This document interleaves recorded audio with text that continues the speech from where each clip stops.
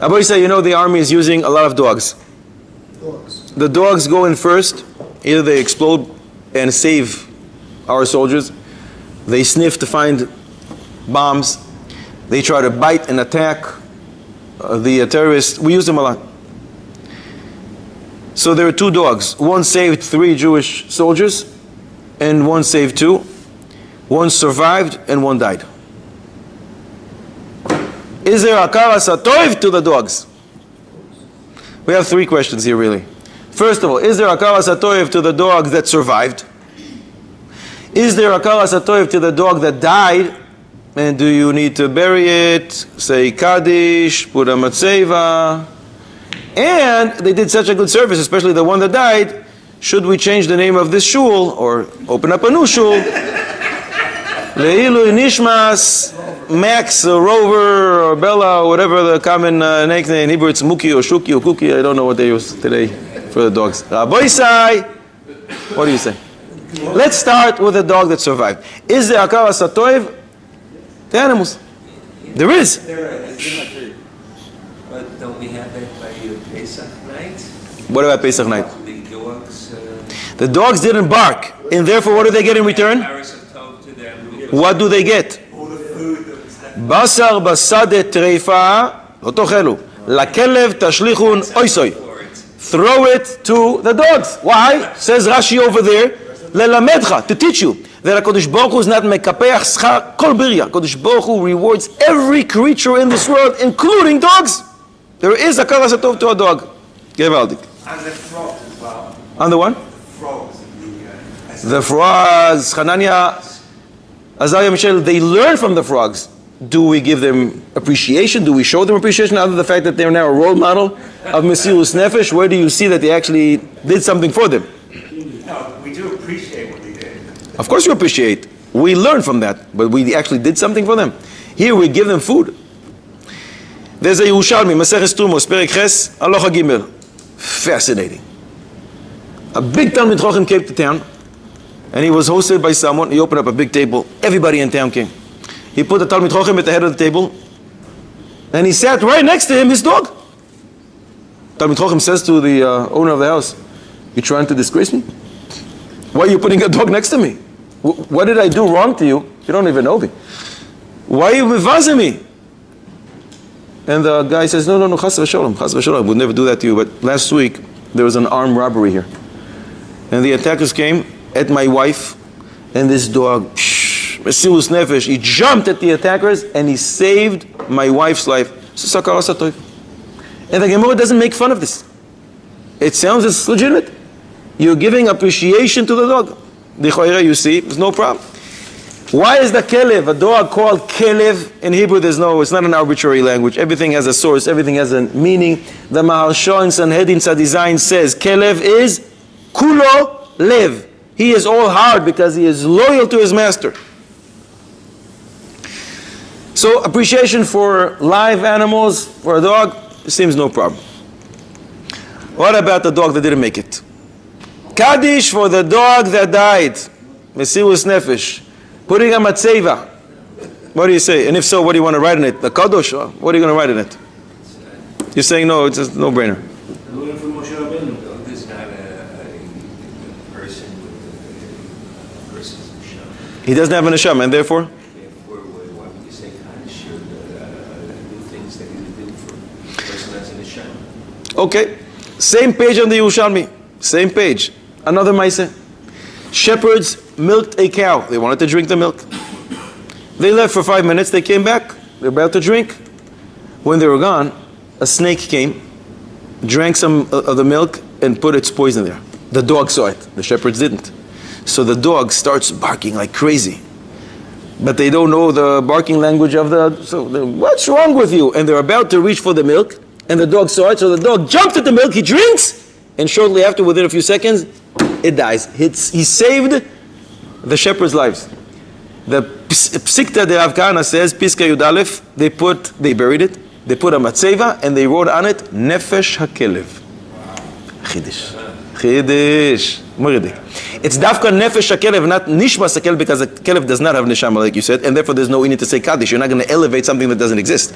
The kaddish is supposed to elevate the neshama. If he doesn't have neshama, it stops right there. But they didn't write the kodesh. They didn't write the kodesh. What is the sign? They put a gravestone and they put on it nefesh hakelev. Chidish. No.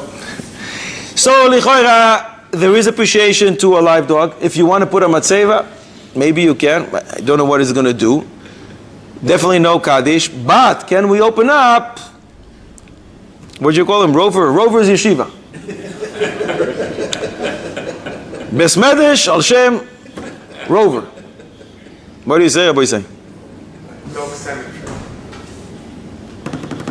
I would say no. No. No, because if you... Bizayon to Torah. I understand, but it would be very funny. I mean, it would be... So we laugh. Oh, very good. Rava would open up every shir milsa de b'dichusa. Rava would always say a joke and then he would start learning. So you come in, you laugh, and you start learning. Someone is a millionaire and says, I want to dedicate this to my father, and the father was a big Russian. Can we name the yeshiva with that name? Is the father walking on all fours? No, when the father died. No, the question is, I mean, trying to understand if Rabbi say, something Yuma Daftes Amud Aleph, Rabbi Yochanan ben Tota. It's the only time I think in Shas Bavli he appears. I think he appears twice in Yerushalmi, Maseches Tumis. Twice Rabbi Yochanan ben Tota. What's Tota? What a funny name. Tota is a toe. Torah is a shor. Taf and Shin switch off in Aramaic. In Hebrew it's a bull. What was his grandfather thinking, naming his father Shor? Rabbi Yochanan, the son of a bull. What does that mean? Taisus and the Ritva over there in Yuma Daftes Amud Aleph point us to a medrash. There was a Yid who owned a bull, and it worked for it. It worked for him. Everything was fine. But he became very poor. He had to sell it. Sunday, Monday, Tuesday, Wednesday, he sold it to a goy, and everything's fine. Shabbos, the animal sits down, doesn't want to work. The goy runs back to the Yid, says, "What did you sell me? It's a piece of garbage. It doesn't work. I want my money back." The Yid says, "Well, wait a second. Wait." He goes to the bull's ear and he whispers, "Listen, until now you were owned by me, by a Jew. We don't work on Shabbos, now our animals as well. But now you're owned by a goy. You can get up and start working." The animal gets up, starts working. The goy was so impressed. An animal knows it is Ribbon Shiloilam. 7 days, 6 days created the world, 7 he rested. And I don't. He converted. He called himself Yochanan. And he says, "Why did I convert? I was inspired by the shore. So I am the son of the shore. I have a new life now. I'm a new entity." So therefore he called himself Yochanan ben Tota. You see, you can name a person for a shore. Why can't we name the best medish? maybe there's a simple solution. You could call the new yeshiva Torah's Caleb. But there's many klavim around. He wants to make sure it's Rover. Everybody knows it's Rover. But maybe there's a difference between a cow, a bull, a kosher animal, and a non-kosher one. Why? Chazon Ish, when he used to say, there was a dog in his house once. He wanted to say, "Get it out." He wouldn't say, "Get the kelev out." You don't say something which is tummy. He said, "Get the kaf, lamed, beis out of my house." They asked him, "Rebbe, you can't say the word dog. What's the problem?" He pointed to Tosefta. Tosefta in Bechoires Perek Aleph Halacha Beis, it says, the most tamidik an animal there is the dog. I don't know what it means the most tummy, because once you're tummy, you're tummy. What's the difference between a horse or a dog? They're both tummy. It says the Tosefta, the most tamidik an animal is the dog. Why? Because the Kodesh Baruch Hu says, "I want it out of my house." Parshas Kiseitze. Don't bring the dog or its substitutes as a korban to Hashem. You can sell your horse and buy a korban with that money. You can't do that with a dog. Why? Kodesh Baruch Hu says, "I want it out of here." It's the most disgusting. The Medrash Rabbah says in Shmoy Saba, there are 3 chatzufim. The most chatzuf of the chayos is the kelev. Is chatzuf. However, we do find that the chamor is also pretty tameh, gets rewarded. In Bechoros, Daf Hey Amud Beis, we learn that there's a mitzvah called Pidyon Peter Chamor. Why dafka the donkey?